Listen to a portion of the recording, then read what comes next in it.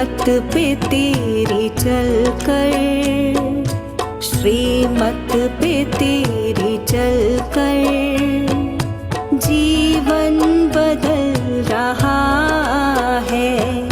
श्रीमत पे तेरी चलकर जीवन बदल रहा है। तेरा नाम लेके बाबा मन शांत हो रहा है। तेरा नाम लेके बाबा मन शांत हो रहा है।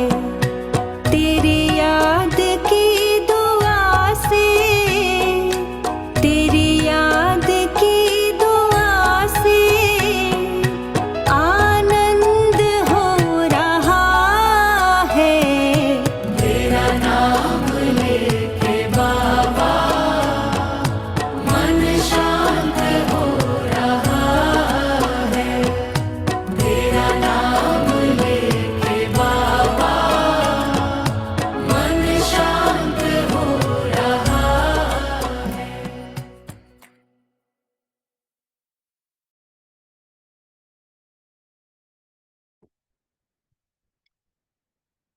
ओम शांति।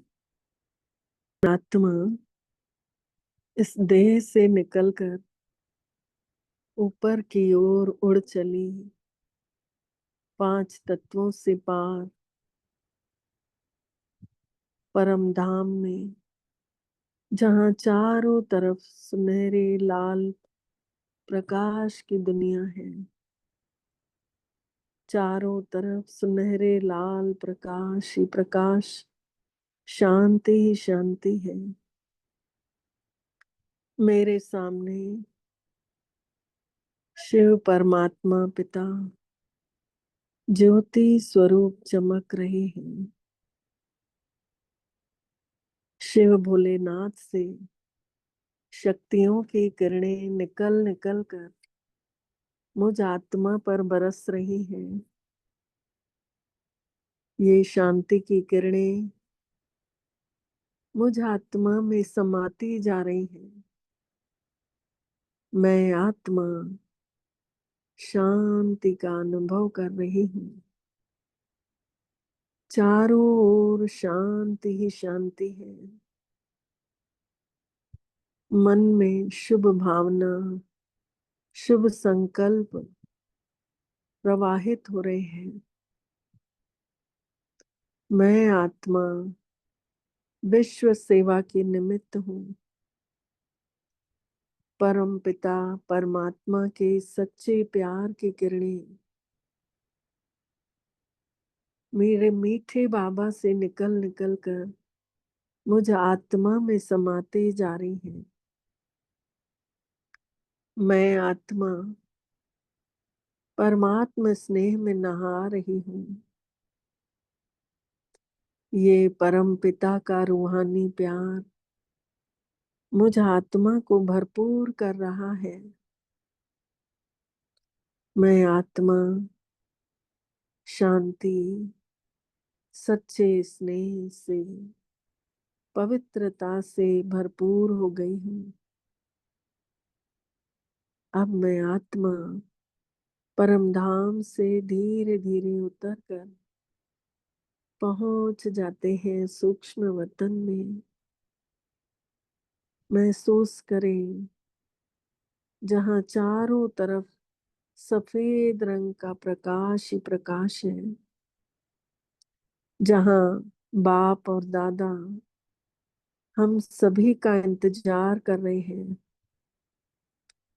हम सभी फरिश्ते स्वरूप में बाप दादा जहाँ खड़े हैं उनके नजदीक महसूस करें। लाइट के शरीर में बाबा के एकदम समीप आ गए हैं। मेरे चारों तरफ पवित्र प्रकाश ही प्रकाश फैला हुआ है। मैं सफेद चमकीले प्रकाशवान औरे के अंदर हूँ। मैं आत्मा शांति और हल्केपन का एहसास कर रही हूँ। बाप दादा मुझे आशीर्वाद दे रहे हैं।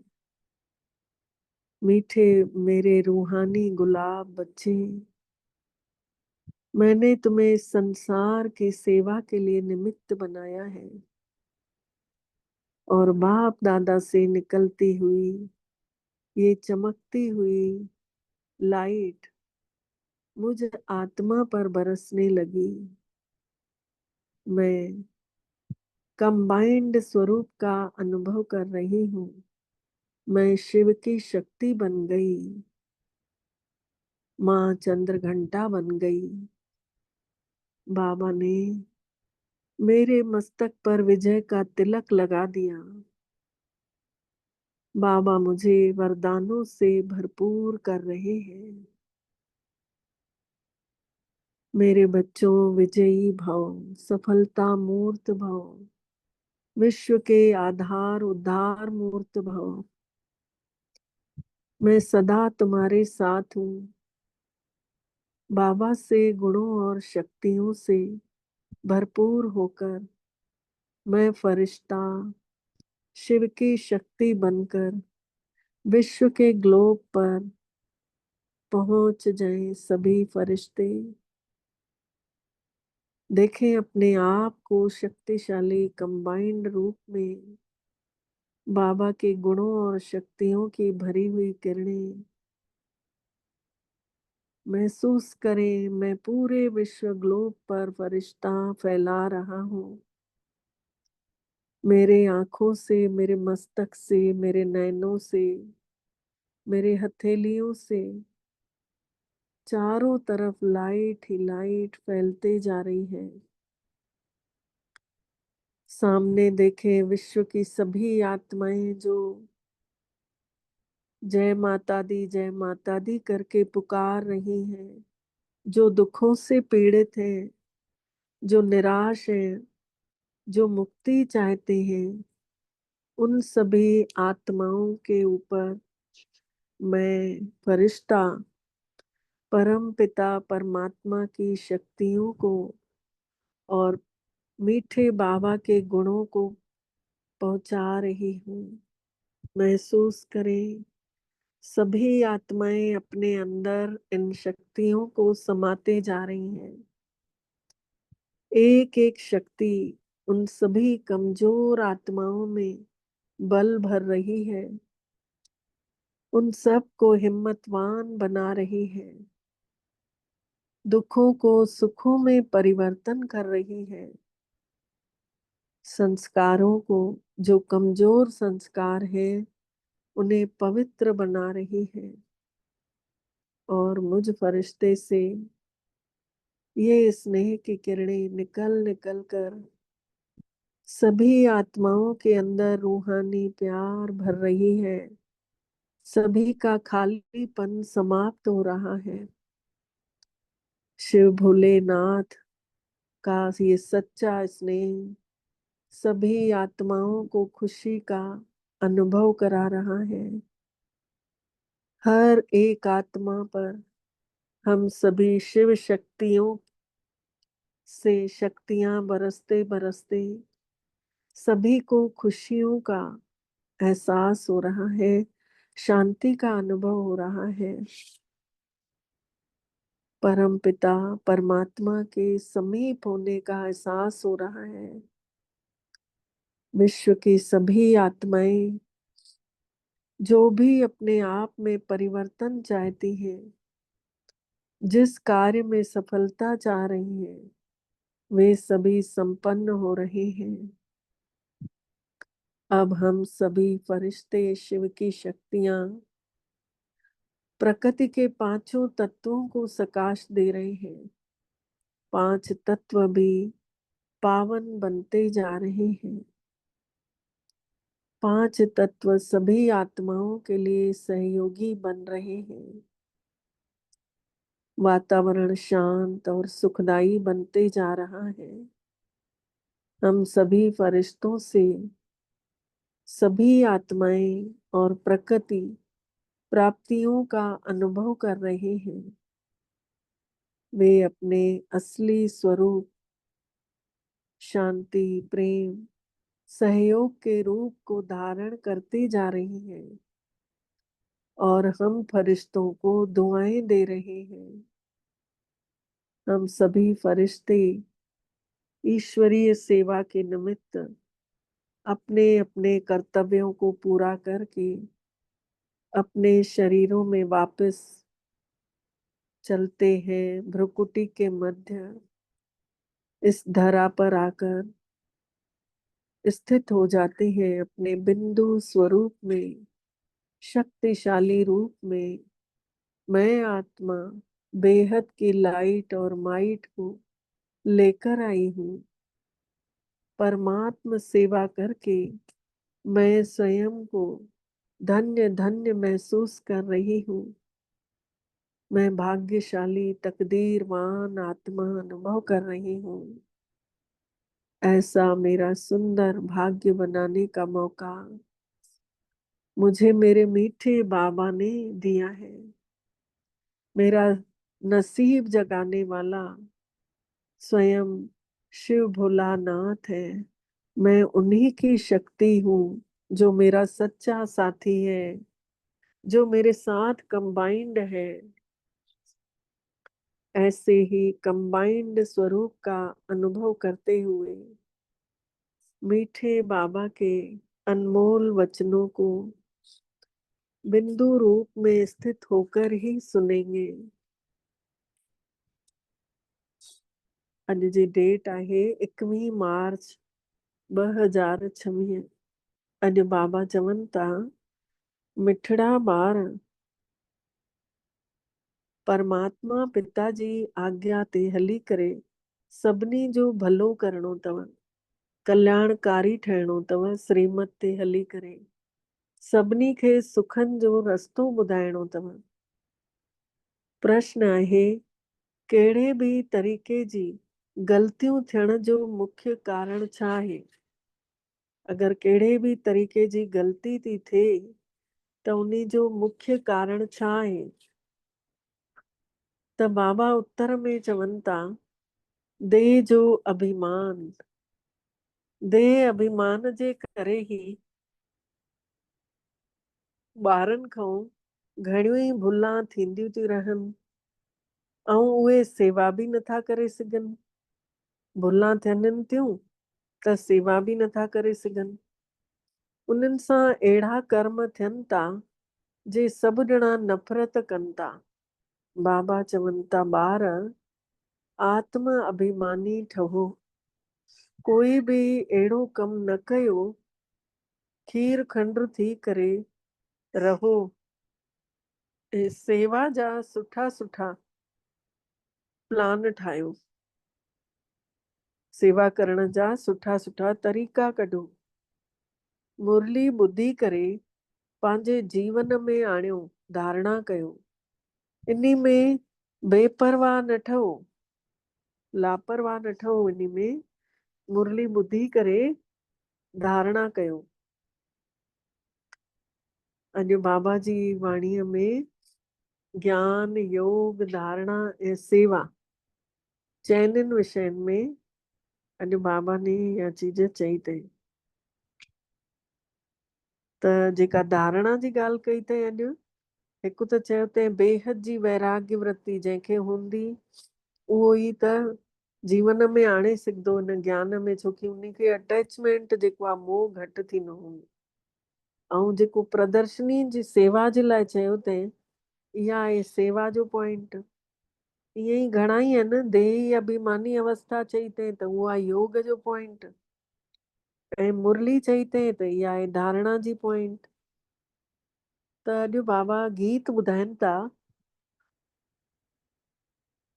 छोड़ भी दे आकाश सिंहासन, ये आसमान छॾे करे हेठि अची वञ। ओम शांति। रूहानी ॿारनि जे लाइ रूहानी बाबे जी श्रीमत आहे। शिव बाबा असां आत्माउनि खे पंहिंजी श्रीमत ॾियनि था। हिन महिल असां सभु सेंटर जे ॿारनि सां ॻाल्हायूं था। हाणे जेको त्रिमूर्ति ब्रह्मा विष्णु शंकर जो चित्र गोलोक जेको सृष्टि चक्र आहे, ऐं वण जो जेको चित्र आहे कल्प वृक्ष वारो, ऐं सीढ़ी वारो चित्र जेको आहे 84 जन्मनि जी सीढ़ी, ऐं लक्ष्मी नारायण जो चित्र, ऐं श्री कृष्ण जो चित्र, इहे 6 ई चित्र अथव मुख्य। इहा जीअं त पूरी प्रदर्शनी अथव, इन में सॼो सार अची थो वञेव। जीअं नाटक ते परदो ठाहिया वेंदा आहिनि न, परदा एडवर्टाइज जे लाइ परदा ठाहींदा आहिनि न, उहे कॾहिं बरसाति में ख़राब न थींदा आहिनि जेके एडवर्टाइज लाइ ठाहींदा आहिनि। त बाबा चवनि था अहिड़ा ई मुख्य 6 चित्र ठाहिण घुर्जनि।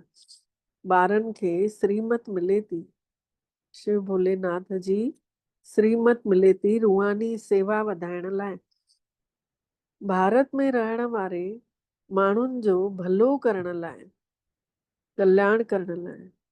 ॻाईंदा बि आहिनि कि कल्याणकारी हो परम पिता परमात्मा आहे, त ज़रूर कोई त कल्याण बि कंदो हूंदो, हिकिड़ो भलो कंदो हिकिड़ो बुरो बि कंदो।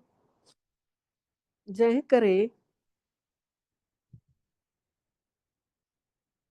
करे बाबे खे अची करे वरी कल्याण करणो पएसि थो।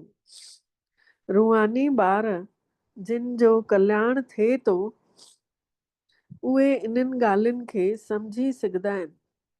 जेके रूहानी ॿार आहिनि जिन जो भलो थिए थो उहे ई हिननि ॻाल्हियुनि खे सम्झी सघंदा आहिनि।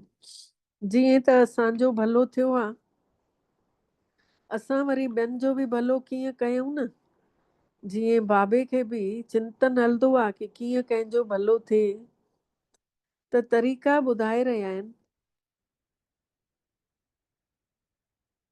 पहिरियों तरीक़ो त इहो ॿुधाइनि था, पहिरियों त उहो 6 चित्र ॿुधायईं बाबा, हाणे चवनि था 6 बाई 9 साइज जे शीट ते इहे चित्र ठाहिण घुर्जनि। दिल्ली जहिड़े शहर में अक्सर करे घणा ई माण्हू ईंदा आहिनि, जाते गवर्नमेंट जी असेंबली थींदी आहे त उते सेक्रेटरिएट मतलब जेके सेक्रेटरी हूंदा आहिनि उन पासे ॾांहुं घणा ई माण्हू ईंदा आहिनि, ओॾो इहे चित्र रखण घुर्जनि। घणनि खे भले करण जे अर्थ शिव भोलानाथ पंहिंजी मत ॾियनि था, बुद्धि ॾियनि था कि अहिड़े टीन ते ॾाढा वॾा चित्र ठाहे सघंदा आहियो। देही अभिमानी ठही बाबे जी सेवा में लॻणो अथव। बाबा सलाह ॾियनि था कि हे चित्र हिंदी ऐं अंग्रेजी ॿिन्हिनि में ठाहिण घुर्जनि। इहे 6 ई चित्र मुख्य जॻहियुनि ते लॻाइण घुर्जनि। अगरि अहिड़े मुख्य स्थाननि ते लॻी वेंदा इहे चित्र त तव्हां वटि सैकड़ो सम्झण लाइ ईंदव, पर ॿारनि में देह अभिमान हुजण जे करे भुलां ॾाढियूं थियनि थियूं। ईअं कोई न सम्झे कि भई मां पक्को देही अभिमानी आहियां। बाबा चवनि था ईअं कोई न सम्झे कि भई मां पक्को आत्म अभिमानी आहियां। ग़लतियूं त घणियूं ई थींदियूं अथव, सच नथा ॿुधाइनि पिया ॿार, त सम्झाइनि था बाबा अहिड़ा कोई कम न कजो जो कोई ख़राब या नफ़रत आणे, कि चए कि हा हिन में त देह अभिमान आहे। तव्हां हमेशह इहो सोचो असां लड़ाईअ जे मैदान ते आहियूं, ऐं ॿियनि जॻहियुनि ते त 10-20 साल बि लड़ाई हलंदी आहे। तव्हांजी माया सां आख़िरीअ ताईं लड़ाई हलणी अथव, पर अथव गुप्त, जंहिंखे कोई ॼाणे नथो सघे। गीता में जेका महाभारत लड़ाई आहे उहा जिस्मानी ॾेखारी वई आहे। गीता में ॾेखारियो अथऊं फलाणे फलाणे सां हीअं लड़ायूं थियूं, पर हीअ त अथव रूहानी लड़ाई। रूहानी लड़ाई आहे पांडवनि जी। रूहानी लड़ाई जेका आहे पांडवनि जी आहे, जेके बाबा जो ज्ञान जंहिं वठी वरितो आहे उन्हनि जी लड़ाई हले थी माया सां। बाक़ी जेके जिस्मानी लड़ाई थींदी आहे जेके परमपिता परमात्मा खां विपरीत बुद्धि आहिनि उन्हनि जी थींदी आहे। तव्हां ब्राह्मण कुलभूषणनि जी त प्रीत बुद्धि अथव, तव्हांखे त भॻवान सां प्यार अथव सचो। तव्हां ॿियनि सां संग तोड़े हिकु परमात्मा सां संग जोड़ियो अथव। मूं लालन सियो प्रीत बनी, ऐसी माधो खींच तनी, तोड़ न टूटे छोड़ न छूटे। कि कोई असांजी तार तोसां तोड़णु चाहे न त टोड़े न सघे, कोई असांखे तोसां धार करणु चाहे न त धार न करे सघे। असांजी इहा तार जेका आहे तूं ताने रखजांइ पाण सां गॾु। मूं लालन सियो प्रीत बनी, मतिलबु मुंहिंजी अहिड़ी लालण सां प्रीत लॻी वई आहे, जे कोई तोड़णु चाहे त न तोड़े सघंदो, कोई छॾाइणु चाहे त न छॾाए सघंदो। त बाबा चवनि था तव्हां मूंसां संग जोड़ियो अथव न, तव्हां सोचो त सही कंहिंसां संबंध जुड़ियो अथव। घणाई भेरा अभिमान जे करे विसरी था वञो ऐं पोइ वरी पंहिंजो ई पद ख़राब था करे छॾियो। पोइ आख़िरीअ में ॾाढो पछताइणो पवंदो आहे, कुझु बि करे न सघंदव। अंत में एतिरो पछताइणो पवंदव कि कुझु बि न करे सघंदव। हीअ जेका बाजी हले थी न, हर 5000 साल जी बाजी थी हले। हिन महिल कोई बि अहिड़ो अकर्तव्य वारो कमु कंदव त 5000 सालनि जे लाइ पद भ्रष्ट थी थो वञेव, वॾो घाटो पइजी वेंदो आहे।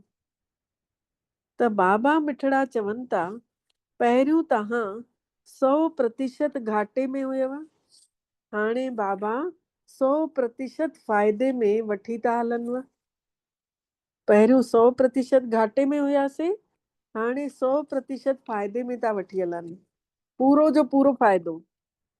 त श्रीमत ते हलणो अथव, परमात्मा जी आज्ञा ते हलणो आहे। हर हिकु ॿार खे कल्याणकारी ठहिणो आहे, सभिनी खे सुख पहुचाइणो आहे, सभिनी खे सुख जो रस्तो ॾेखारिणो आहे। सुख अथव ही स्वर्ग में ऐं नरक में अथव दुख। स्वर्ग में स्व में टिकऊं था त सुखी आहियूं, ऐं पराई हिन देह में टिकऊं था पर में न अर्क में, जंहिंमें कोई खुशबू कान्हे त दुखी था थी वञूं। छो कि हे संसार जेको आहे किनो आहे, ऐं हो संसार जेको हुयो शांती जो हुयो, हे जेको आहे लड़ाई झगड़े वारो आहे। हाणे वरी सां शांतीअ जो संसार ठाहिण लाइ बाबा आया आहिनि, मिठड़ियूं ॻाल्हियूं ॿुधाइनि था। इन्हनि ॻाल्हियुनि खे दुनिया में कोई बि ॿिया नथा ॼाणनि।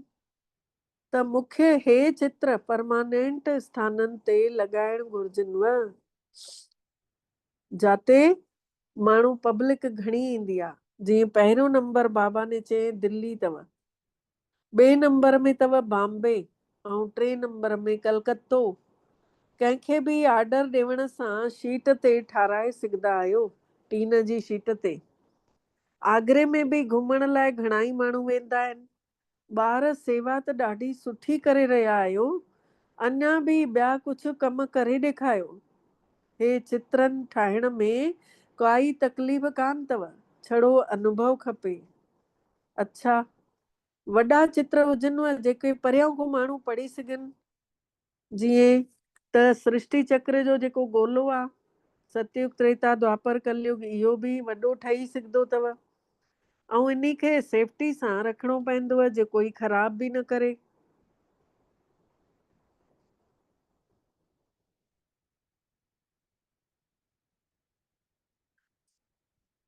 यज्ञ में असुरनि जा विघ्न पवंदा आहिनि न, छोकी हे अथव नयूं ॻाल्हियूं, हे दुकान कढी वेठा आहिनि, आख़िरीअ में सभु सम्झी वेंदा।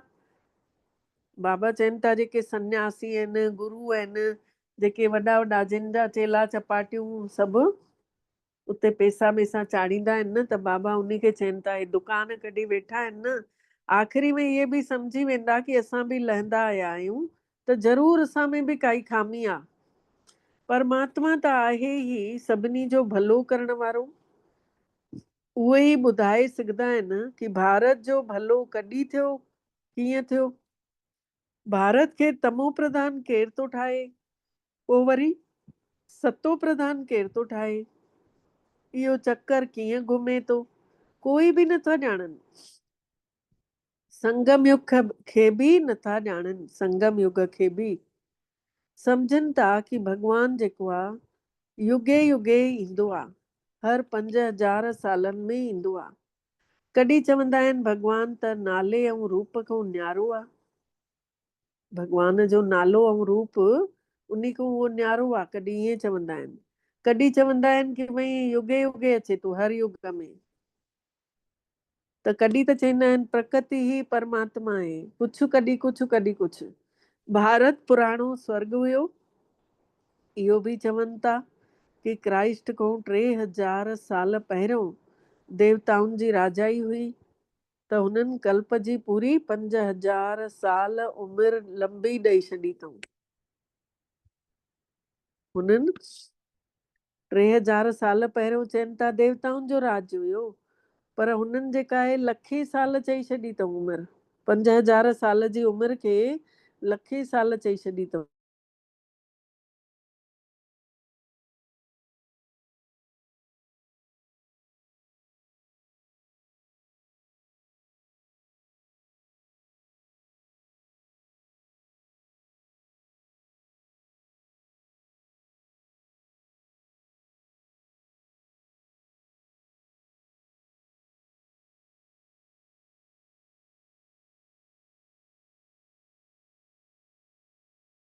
आत्माभिमानी हुयव पर परमात्मा अभिमानी न हुयव।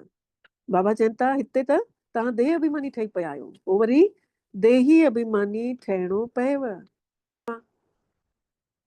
इहो बि शिव भोलेनाथ ने सम्झाणी ॾिनी अथई कि जॾहिं ॾाकण मां लहो था त 2500 साल काम विकार में वञी करे कारा था थी वञो। हाणे अथव लोह जी दुनिया, कलयुग, जंहिंजो पूरो संप्रदाय कारो हूंदो, पर सभिनी खां सावरो रूप कंहिंजो ठाहिनि, कीअं ठाहिनि? चित्र वरी बि जेके ठाहिया अथऊं सभु बेसमझी जा आहिनि। उन्हनि खे ई श्याम ऐं सुंदर चवणु इहो कीअं थी सघंदो आहे? बाबा चवनि था हिकिड़े खे ई ज्ञान जे बिना बि इहे जेके चित्र ठाहिया अथऊं सांवरा ई सांवरा, पोइ वरी उन जो नालो रखनि था श्याम सुंदर, त इहो कीअं थी सघंदो आहे? उन्हनि खे चइबो आहे अंधी श्रद्धा। गुॾनि जी पूजा करण वारा गुॾनि जो नालो, रूप ऐं ऑक्यूपेशन कुझु बि नथा ॼाणनि। अंधी श्रद्धा सां गुॾनि जी पूजा कनि था। तव्हां बि पहिरियों गुॾनि जी पूजा कंदा हुयव, अर्थ त कुझु न सम्झंदा हुयव। त बाबल मिठड़े ने सम्झाणी ॾिनी अथई कि प्रदर्शनी जा चित्र मुख्य ठही वञनि। कमेटी ठहे जेका प्रदर्शनी में बाद हिकु प्रदर्शनी हटे वरी ॿी प्रदर्शनी लॻंदी रहे, अलॻि अलॻि तरीक़नि जूं करे। बंधन मुक्त त घणा ई आहिनि ॿार, कन्याऊं त आहिनि ई बंधन मुक्त, उन्हनि खे त कोई मथऊं डंडो आहे कोन। वानप्रस्थी बि बंधन मुक्त आहिनि। जेके बाबा चवनि था जेके वाणीअ खां परे जेके बुजुर्ग बि आहिनि ऐं उहे ज्ञान में हलनि था त उहे बि बंधन मुक्त आहिनि। त ॿारनि खे डायरेक्शन अमल में आणणु घुर्जे। बाबा छा थो चए असांखे? डायरेक्शन कहिड़ा था ॾियनि? त बाबा चवनि था उन खे तव्हांखे अमल में आणणु घुर्जेव। इहो अथव गुप्त पांडव।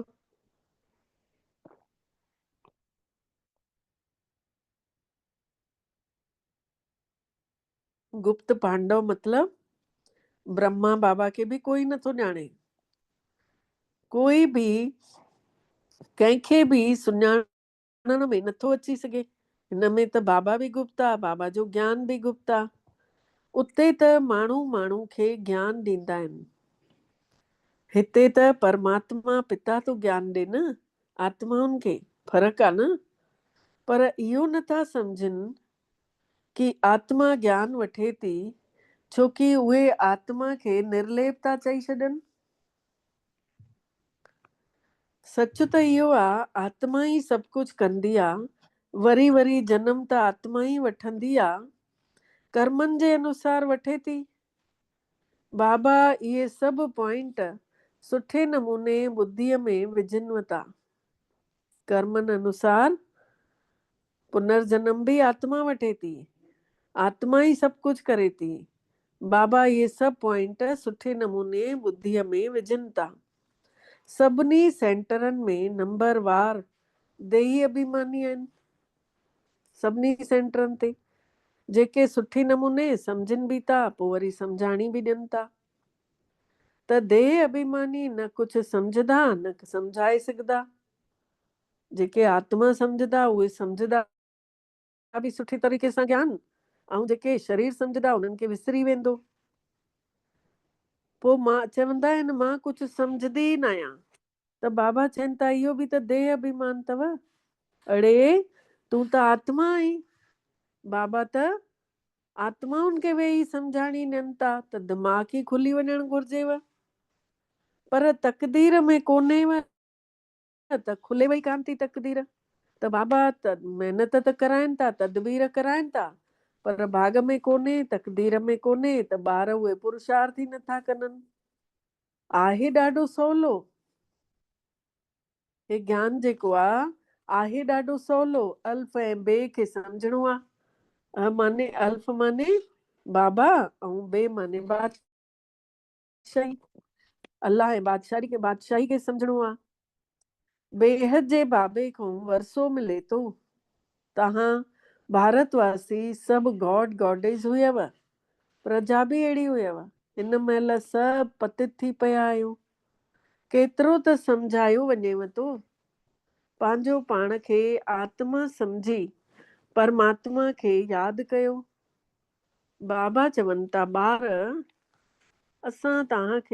मां तव्हांखे गॉड गॉडेस ठाहियोमांव, तव्हां हाणे छा ठही विया आहियो? बाबा ने असांखे भगवान भगवती ठाहे, लक्ष्मी नारायण ठाहे, ऐं असां ॾिसो छा थी वियासीं। हे आहे ई कुंभी पाक नर्क। हे जेको आहे नर्क दुनिया आहे। विषय वैतरणी नदीअ में माण्हू जीअं जानवर पंछी सभु हिकु जहिड़ा ॾेखारंदा आहिनि न। विषय वैतरणी नदी में विषय विकारनि में जानवर पखी माण्हू सभु हिकु जहिड़ा ॾेखारंदा आहिनि न। हिते त माण्हू अञा ई ख़राब थी पिया आहिनि। माण्हुनि में ॾिसो क्रोध केतिरो आहे, लखनि खे मारे बि था छॾनि। भारत जेको वैश्यालय ठही वियो आहे, वरी इनखे शिवालय ठाहिण वारो भुलो नाथ ई अचे थो ठाहिण। त बाबा केतिरो सुठे नमूने सम्झाणी ॾियनि था, ऐं डायरेक्शन बि ॾियनि था कि हीअं हीअं कयो, अहिड़ा चित्र ठाहियो।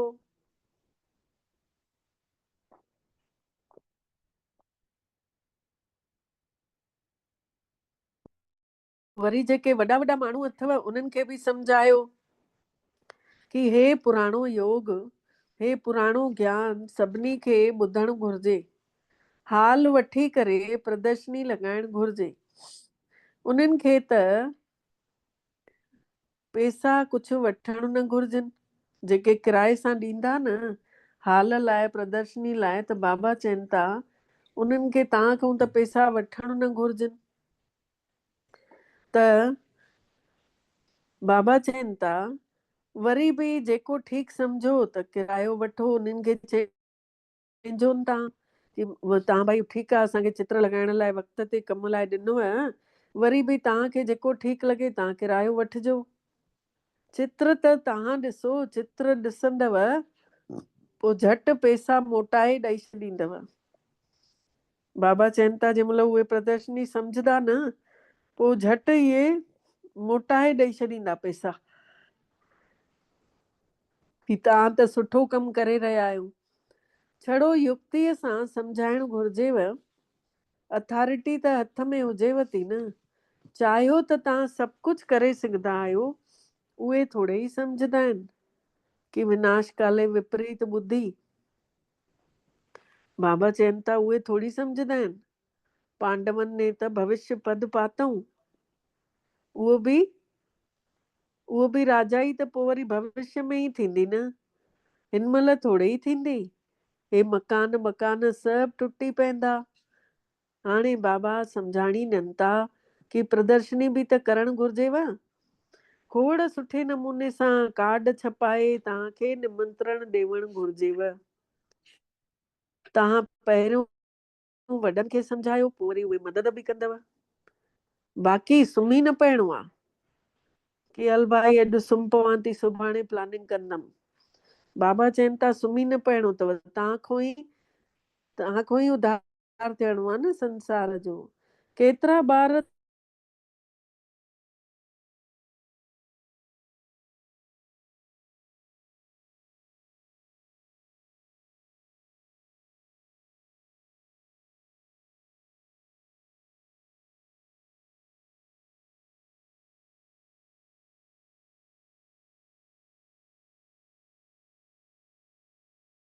धारणा कंदा,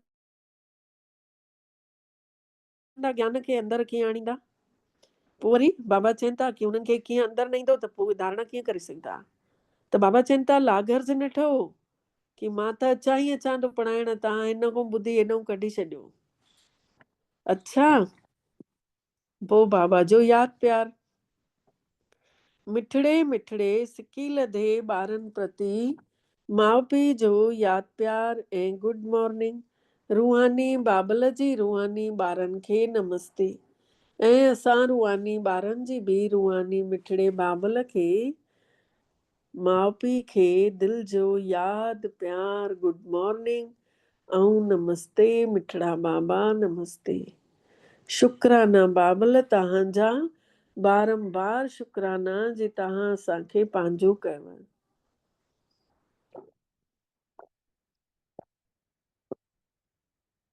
सार आहे पहिरियों पॉइंट आहे,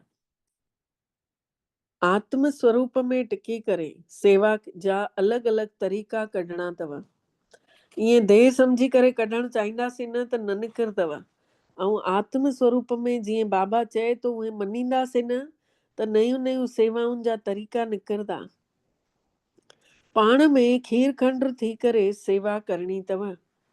जीअं भोलोनाथ शिव बाबा कल्याणकारी आहे, सभिनी जो भलो कंदो आहे, ईअं कल्याणकारी ठहिणो अथव।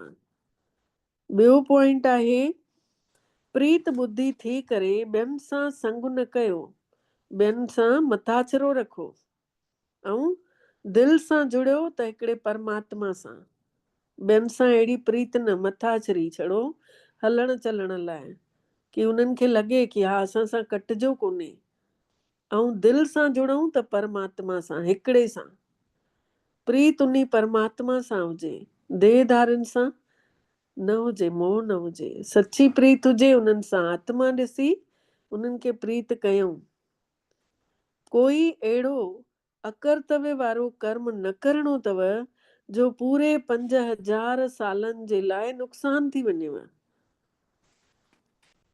वरदान अॼु जो महसूस कयूं, बाबा मिठड़ा परमधाम छॾे करे सूक्ष्म वतन मां बाबा खे वठी, ब्रह्मा बाबा खे वठी हेठि लहनि था असां सभिनी खे वरदान ॾियण लाइ। महसूस कयूं असां सभिनी खे जे अॻितों बाबा अची हिन सेवा स्थान ते, हिन लौकिक सेवा स्थान ते बाबा अची असांजे अखियुनि जे अॻितों बीठा आहिनि। महसूस कयूं ऐं बाबा मथे ते हथु रखियऊं, अखियुनि में दृष्टि विधऊं ॾाढी तेज धार वांगुरु। ऐं बाबा जे निरण तां शिव बाबा ने सुनहरियूं किरणा असांजे निरण में पवित्र किरणा विधऊं। महसूस कयूं इहे किरणा अंदरि ई अंदरि पूरे शरीर में फैलजंदियूं थी वञनि ऐं मुंहिंजे ई शरीर जे चारों तरफ़ हिकिड़ो औरो ठहींदो थो वञे। बाबा हाणे वरदान ॾियनि था, इन्ही वरदान खे पाण जीवन में आणींदासीं। बेहद जी वैराग्य वृत्ति सां नष्टो मोहा स्मृति स्वरूप ठहण वारा। बेहद जी वैराग्य वृत्ति जंहिंजे अंदरि न हूंदी वैराग्य भावना, त उहे बाबा जो ज्ञान जेको आहे अंदरि खणी न सघंदा, उन्हनि जो मोह ई ख़तमु न थींदो न। इन करे चवनि था बेहद जी वैराग्य वृत्ति सां नष्टो मोह स्मृति स्वरूप ठहण वारा मोह नष्ट थी वञे और बाबो यादि हुजे। अचल अडोल ठहो जेके सदा बेहद जे वैरागी वृत्तिअ में रहंदा आहिनि उहे कॾहिं बि कंहिं बि सीन खे ॾिसी घबराईंदा कोन्हनि, लुॾंदा कोन्हनि। उहे हमेशह अचल अडोल रहंदा आहिनि छोकी बेहद जी वैराग्य वृत्ति नष्टो मोह स्मृति स्वरूप था ठही वञनि। वृत्ति सां हीअ वैराग अचेनि थो त उन्हनि खे मोह बि नथो सताए पियो ऐं उन्हनि खे बाबा बि यादि थो हुजे अंदरि ई अंदरि। अगरि थोरो घणो कुझु ॾिसी करे थोरो अंश मात्र बि अगरि हलचल हुजेव थी अचेव थी त पोइ वरी मोह थो पैदा थिएव। थोरो बि अगरि आहे अंदरि हलचल त सम्झो मोह आहे, तॾहिं हलचल आहे। त अंगद वांगुरु अचल अडोल न ठहिया आहियो। मतिलबु बेहद जी वैराग्य वृत्तिअ में गंभीरता सां गॾु रमणीकता बि समायल अथव। गंभीरता ऐं रमणीकता ॿई इहे बि गुण अथव। जेके 16 कलाऊं आहिनि न उन्ही में इहे ॿई गुण आहिनि, गंभीरता रमणीकता, निद्रा में निश्चिंतता, कर्म में निष्ठता। ईअं करे 16 कलाऊं आहिनि। कंहिं पुछियो हुयो हाणे कुझु ॾींहं पहले ई पाकिस्तान ॾों ई कंहिंजो आयो हुयो मैसेज की 16 कलाऊं कहिड़ियूं आहिनि। कंचन भेण अगरि हुजई उहे लिखियल चित्र त मोकिले ॾिजांइ सिंधी ग्रुप में त सभिनी खे मिली वेंदो। ऐं पूनम भेण तव्हां उन खे हुन में उर्दूअ में करे मोकिले ॾिजो उनको।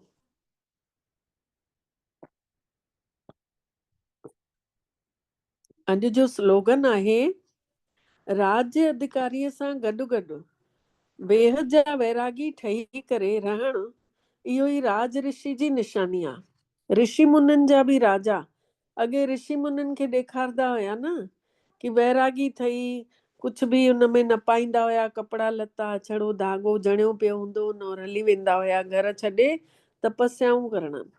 बाबा चवनि था तव्हां राज्य अधिकारी सां गॾु गॾु राजा ई त अथव ई अथव, गॾु गॾु वैरागी ठही करे अगरि रहो था, कंहिंमें अटैचमेंट कोन अथव, कंहिंमें तव्हांजी बुद्धि फासे कोन थी, आसक्ति कोन्हे, त तव्हां घर वेठे राज ऋषि आहियो। इहा निशानी थींदी आहे राज ऋषिअ जी। ऐं मम्मा जा अनमोल महावाक्य आहिनि, आत्मा कॾहिं परमात्मा जो अंश न थी सघंदो आहे। घणाई माण्हू ईअं सम्झंदा आहिनि कि असां आत्माऊं परमात्मा जा अंश आहियूं। हाणे अंश त चवंदा आहिनि टुकड़े खे, टुकर खे। हिकु पासे चवनि था कि परमात्मा अनादि आहे, अविनाशी आहे। त ईअं अविनाशी परमात्मा खे टुकरनि में कीअं आणनि था पिया। जॾहिं परमात्मा, हाणे परमात्मा कट कीअं थी सघंदो आहे? जॾहिं आत्मा ई अजर अमर आहे त ज़रूर आत्मा खे पैदा करण वारो बि त अमर हूंदो न। अहिड़ी अमर परमात्मा खे टुकरनि में आणणु मतिलबु परमात्मा खे विनाशी चई छॾियऊं। लेकिन इहो त असां ॼाणूं था कि असां आत्माऊं परमात्मा जा ॿार आहियूं, त असां उन जा वंशावली चवरायासीं। मतिलबु ॿार चवरायासीं, पोइ वरी अंश कीअं थी सघंदो आहे? इन करे परमात्मा जा महावाक्य आहिनि कि ॿार मां ख़ुदि त इमार्टल आहियां, जागंदी जोत आहियां, मां त ॾीओ आहियां, मां कॾहिं विसामंदो न आहियां।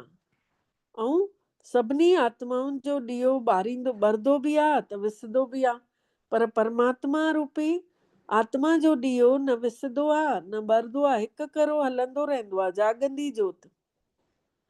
इन करे अखंड जोत जो महत्व आहे। उन्हनि सभिनी खे जाॻाइण वारो मां आहियां। परमात्मा चवनि था उन्हनि सभिनी खे जाॻाइण वारो मां आहियां, जेके विसामियल आहिनि ॾीआ। छोकी लाइट ऐं माइट ॾेवण वारो बि मां आहियां। बाक़ी एतिरो ज़रूर आहे कि मां परमात्मा जो प्रकाश ऐं आत्मा जी लाइट ॿिन्हिनि में फ़र्क़ु ज़रूर आहे। जीअं बल्ब थींदो आहे न, कोई घणे पावर वारो हूंदो आहे, कोई घटि पावर वारो हूंदो आहे, उहे आत्मा बि कोई घणे पावर वारी, कोई घटि पावर वारी हूंदी आहे। उहे ई आत्मा भी कोई घणे पावर वारी, कोई घटि पावर वारी आहे। बाक़ी परमात्मा जी पावर कंहिंखों बि घटि ज्यादा कंहिंसां बि बाबा जी तुलना न करे सघिबी आहे। उन जी पावर घटि मथे न थींदी आहे। तॾहिं त परमात्मा जे लाइ चवंदा आहिनि कि परमात्मा सर्वशक्तिवान आहे। मतलब सभिनी आत्माउनि खां उन में शक्ति घणी आहे। उहे ई सृष्टिअ जे आख़िरीअ में अचनि था। अगरि कोई सम्झे परमात्मा सृष्टिअ जे विच में अचनि था, मतलब युगे युगे अचनि था, त मञो कि परमात्मा विच में अची वियो त पोइ परमात्मा सभिनी खां श्रेष्ठ कीअं थियो? बाबा चवनि था कि उहो, मम्मा चए थी कि उहो सृष्टिअ जे आख़िरीअ में अचे थो। अगरि सम्झूं, कोई सम्झे थो कि परमात्मा सृष्टिअ जे विच में थो अचे या युगे युगे थो अचे, मतलब हर युग में अचे थो, विच में अची वियो, त पोइ परमात्मा सभिनी खां सुठो कीअं चवरायो? अगरि कोई चवे थो परमात्मा युगे युगे अचे थो, त छा ईअं सम्झूं कि परमात्मा घड़ी घड़ी पंहिंजी शक्ति हलाए थो पियो? ईअं सर्वशक्तिवान जी शक्ति एतिरे ताईं आहे बसि। अगरि विच में ई पंहिंजी शक्तिअ सां सभिनी खे शक्ति या सदगति ॾेई थो छॾे, त पोइ उन जी शक्ति त कायम हुजणु घुरिजे। पोइ त वरी दुर्गति छो थियूं पाइनि आत्माऊं? दुर्गति खे छो था पायो? त इन सां इहो साबित थो थिए कि परमात्मा जेको आहे युगनि युगनि में नथो अचे, मतलब विच में नथो अचे। उहो अचे थो पूरे 5000 सालनि में हिकु भेरो आख़िरीअ में। हिकिड़ो ई भेरो अची करे पंहिंजी शक्तिअ सां सभिनि जी सदगति करे थो। जॾहिं परमात्मा ने हेतिरी वॾी सेवा कई तॾहिं त उन जी यादगार में एॾो वॾो शिवलिंग बि ठाहींदा आहिनि। पाण कल्ह ई अञा चेटी चंड मनायोसीं, त चेटी चंड में जेको बहिराणो साहिब कढंदा आहियूं त शिवलिंग जे आकार जो त हूंदो आहे। पूरो शिवलिंग लॻे पियो ज्योतिन वारो लाल उडेरो, मतलब ज्योति स्वरूप परमात्मा उन ॻाढ़े आसमान मां लाल उदित थियो आहे, उडेरो उदित थियो आहे, ऐं हेतिरी पूजा कंदा आहिनि।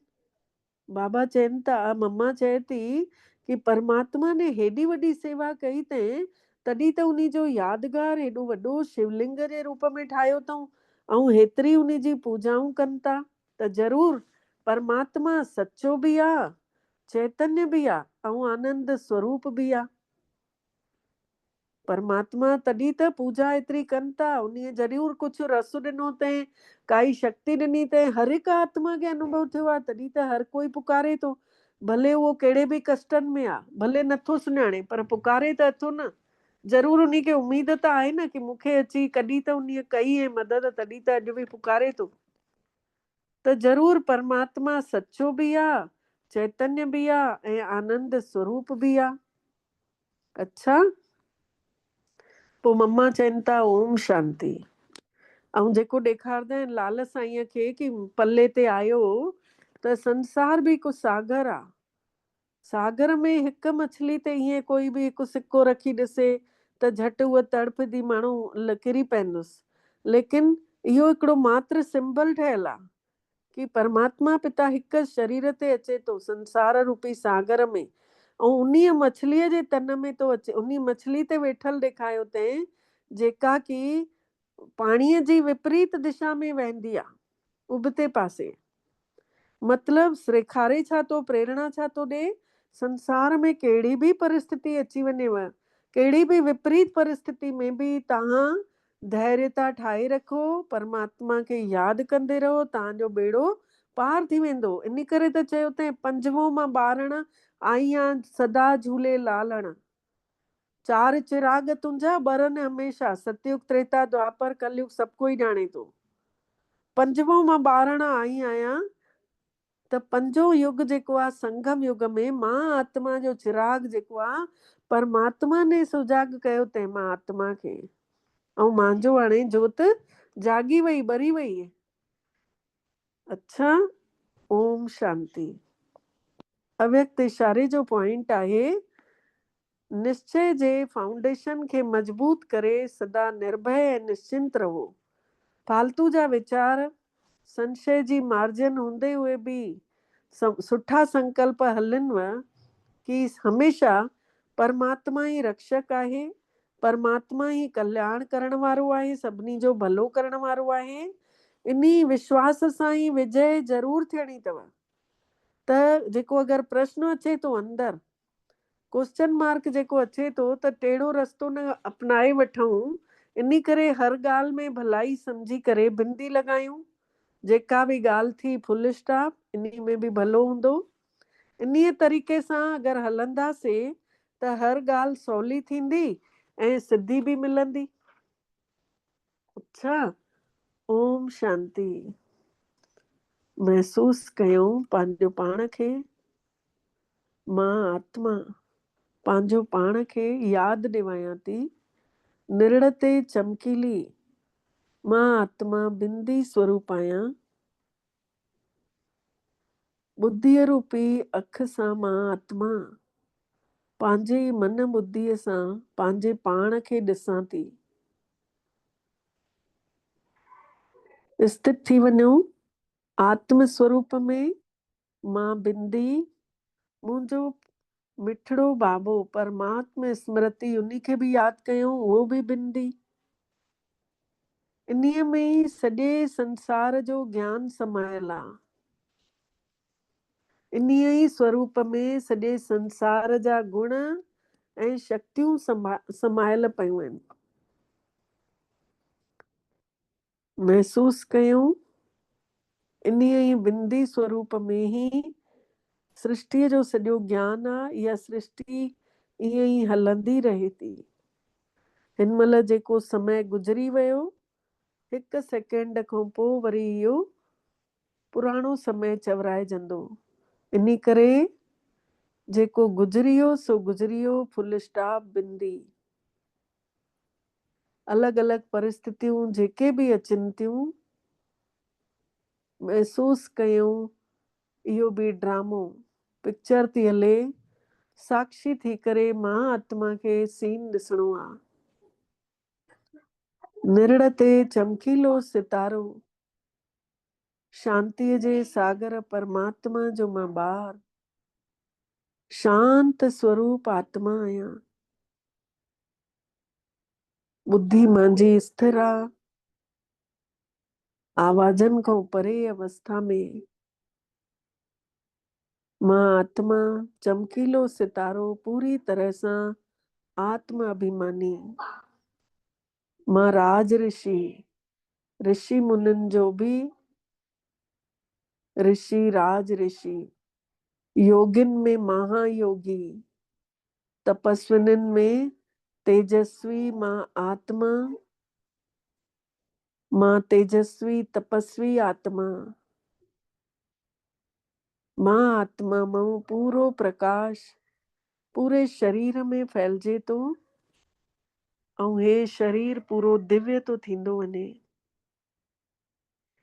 चारों तरफ चौधारी मांजू ही ये किरणा, शक्ति जूं तरंगा चारों तरफ फैलाईंदियूं थी वञनि।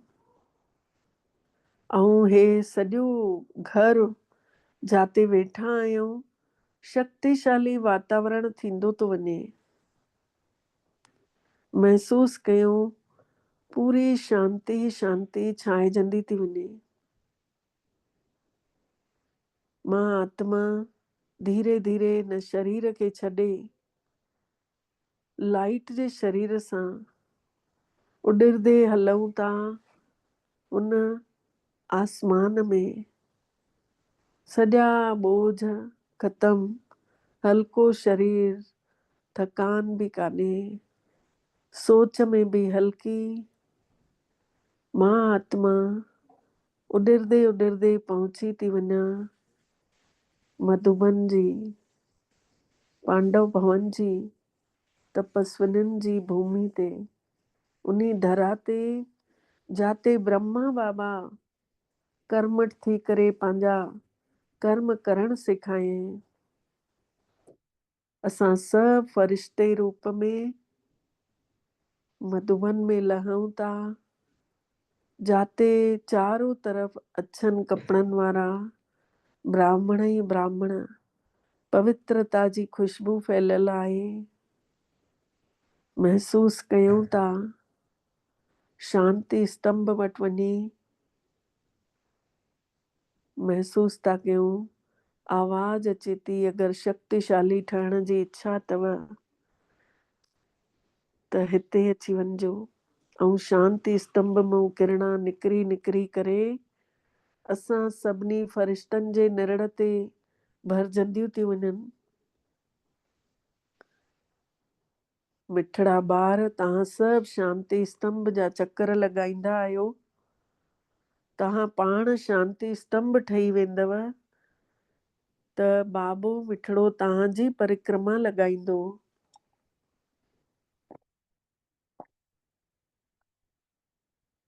असां सभु फ़रिश्ता महसूस था कयूं शांति स्तंभ में शक्ति स्तंभ ठही विया आहियूं। अलौकिक शक्तिअ जो अहसास थो थिए। धीरे धीरे पाण सभु फ़रिश्ता हलूं था हिस्ट्री हॉल में। महसूस कयूं सभु पूर्वजनि जा फोटू ॾिसूं था। बाबा साकार में संदलीअ ते वेठल आहिनि। बाबा जा वरी महावाक्य नज़र ॿुधण में अचनि था कि ॿार अगरि फालतू जा वीचार अचनिव था त तव्हां हिस्ट्री हॉल में अची वञिजो। सभु तव्हांजा वीचार ख़तम थी वेंदव। पंहिंजा ई फोटू निहारीजो। हिन में तव्हां सभु नंढड़ा नंढड़ा कहिड़ो कहिड़े नाले सां ॿार हुयो पंहिंजा फोटू पाण ॾिसो ऐं शक्तिशाली ठही वञूं था।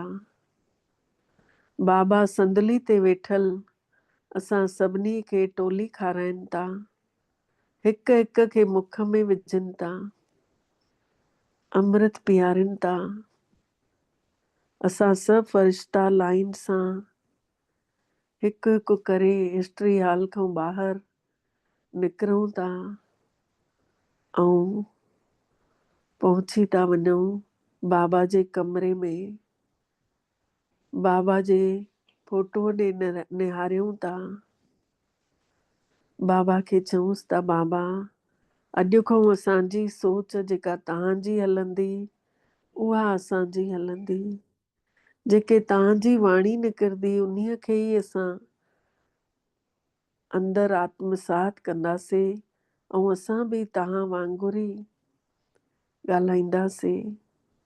जीअं तव्हांजो हलणु चलणु जीअं तव्हांजूं भावनाऊं जीअं तव्हांजी स्वप्न ईंदा हुयव जीअं तव्हांजी दृष्टि हुई जीअं तव्हांजो संस्कार हुया उहे सभु असां बि तव्हां जहिड़ा पूरा कर्मयोगी फ़रिश्ता ठहींदासीं। ऐं असां सभु फ़रिश्ता साइलेंस में बाबा जे कमरे खां ॿाहिरि निकिरूं था। बाबा जी उन मिठड़ी नंढड़ी सी कुटिया में झोपड़ीअ में हलूं था। ॾिसूं था पूरी शांती शांती। बाबा जा अव्यक्त महावाक्य ॿुधण में अचनि था कि ॿार जॾहिं तव्हां उदास थी वेंदव त हिन कुटिया में अची वञिजो मूंसां ॻाल्हाइजो रूरियान कजो। बाबा सां ॻाल्हियूं कयूं था। अॼु असां सभु उहे ॻाल्हियूं कयूं था बाबा सां पंहिंजे जीवन जूं जेके कंहिंखे बि न ॿुधाए सघंदा आहियूं। सभु कुझु कचो चिठो सचे दिलि सां मिठड़े बाबा खे ॿुधाए था छॾियूं कि बाबा हिन जीवन में मुंहिंजो हे संस्कार मुंहिंजूं हे आदतां नथियूं मटिजी सघनि। मां ॾाढी कोशिश बि कयां थी पर छा कयां बाबा तव्हां ई ॿुधायो। बाबा खां सलाह वठूं था। धीरे धीरे महसूस कयूं था बाबा ने असांखे उहा शक्ति ॾेई छॾे कि हाणे जेको थींदो सुठो थींदो निश्चय में ही विजय आहे। असां सभु फ़रिश्ता उतों झोपड़ीअ मां निकिरी करे वापसि मधुबन जे पांडव भवन जे ही पधर में अची विया आहियूं। ऐं असां अंदर ई अंदर ख़ुशीअ सां भरपूर थी विया आहियूं। धीरे धीरे पहुचूं था उडरी उडरी अव्यक्त वतन में। बाबा जी शक्तिशाली दृष्टि वठूं था। पवित्रता जूं अनंत किरणा असांजे अंदर समाइजंदियूं थी वञनि। फरिश्तनि में बाबा जे निर्ण तां निकिरंदड़ शक्तिशाली सुहिणो प्रकाश असांजे अंदर भरजंदो थो वञे। बाबा ने पंहिंजो वरदानी हथ असां सभिनि जे मथे ते रखी छॾियईं ऐं सुरक्षा कवच चारों तरफ़ ठही वियो। निरंतर परमात्मा जी छत्र छाया असांजे मथां बाबल मिठड़े जो हथ। ऐं बाबा असांखे तिलक लॻाइनि था। चवनि था ॿार विजयी ठहींदव, तव्हांजे अॻितां कोई विघन न ईंदव, हर ॻाल्हि में सफलता पाईंदव। वरदाननि खे असां भरपूर था थियूं पाए करे। हाणे बाबा ने असांजे हथनि में पंहिंजा हथ ॾेई रखे। अंदर ई अंदर ऊर्जा महसूस थियण लॻी कि भॻवान ने असांजा हथ पकड़िया अथई। हाणे छाजो भउ, हाणे छाजी चिंता, छो कयां परवाह, सतगुरु वेठो आ, पाण भरींदो भंडार बाबल वेठो आ। मुंहिंजो सतगुरु कामिल आहे, मूंखे परवाह नाहे काई। उहो ॻुझ में ॻंढींदो आहे, मूंखे फिकर न आहे काई। कि बाबल वेठो आ, पाण भरींदो भंडार सतगुरु वेठो आ। हिक में ही मांखे सभु कुछ नज़र थो अचे। बस बाबा ही बाबा। मां आत्मा बाबा वटि बीही बाबा खे ही निहारियां थी। अहिड़ो मस्तु लॻे थो। असां सभु फरिश्ता धीरे धीरे लहंदे अचूं था। धीरे धीरे हेठि अची करे पंहिंजे पंहिंजे हुन पंजनि तत्वनि जे चोले में अची समाइजी वञूं था। हिकदमि शांतीअ सां मन हिकदमि शांत थी वियो आहे। संसार जे लाइ असां सभु सेवा अर्थ पवित्रता सां भरपूर थी करे आया आहियूं। चारों तरफ़ पवित्रता फैलाईंदे रहूं था। महसूस कयूं असांजी अखियुनि जे साम्हूं हर हिकु आत्मा जो स्वरूप नज़र थो अचे ऐं परमात्मा जी यादि हले थी। शक्तिशाली सकाश सभिनी खे ॾींदे ॾींदे महसूस था कयूं बाबा हिननि में बि उहो प्यार रूहानियत भरींदा था वञनि। ऐं बाबल मिठड़े खे शुक्राना चऊं था बाबा तव्हांजा दिलि सां बारंबार सिरड़ो निभाए शुक्राना जी तव्हां असांखे पंहिंजो कयव ऐं असां सभिनी जो पदमा पदम भाग्य जाॻायव। ओम शांति, ओम शांति, ओम शांति। तव्हां सभिनी फरिश्तनि जो बि शुक्राना। सभिनी खे ओम शांति।